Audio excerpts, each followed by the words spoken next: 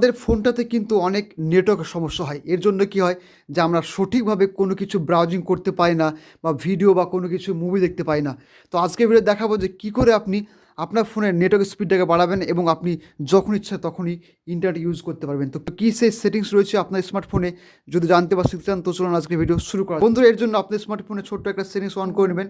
এর জন্য প্রত্যেক দিনের মতো সেটিংসে আসবেন। সেটিংসে এসে দেখতে পাবেন যে এখানে কানেকশন বলে একটা অপশন পাবেন, এখানে ট্যাপ করবেন। ট্যাপ করার পর দেখতে পাবেন যে এখানে নিচে আসবেন, নিচে এসে মোবাইল নেটওয়ার্ক বলে একটা অপশন পেয়ে যাবেন, এখানে ট্যাপ করবেন। ট্যাপ করে দেখতে পাবেন যে আপনার যে সিমটা রয়েছে সেই সিমের নিচে আসবেন, লেখা থাকবে যে অ্যাক্সেস পয়েন্ট নেমস বলে, এখানে ট্যাপ করবেন। ট্যাপ করার পর দেখতে পাবেন যে এখানে দুটো সিম দেখাবে।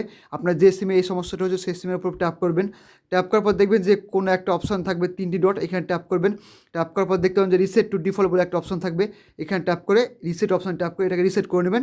তাহলে দেখবেন যে আপনার ফোনে নতুন একটা এপিএন সিলেক্ট হয়ে যাবে এবং আপনার ফোনের নেটওয়ার্ক কানেক্টিভিটিটাও ভালো হবে। তো এই ছিল আজকের ভিডিও। যদি ভালো লাগে থাকে অবশ্যই লাইক কমেন্ট শেয়ার করতে ভুলবেন না। Thank you so much. দেখা হবে একটা নতুন ভিডিওতে।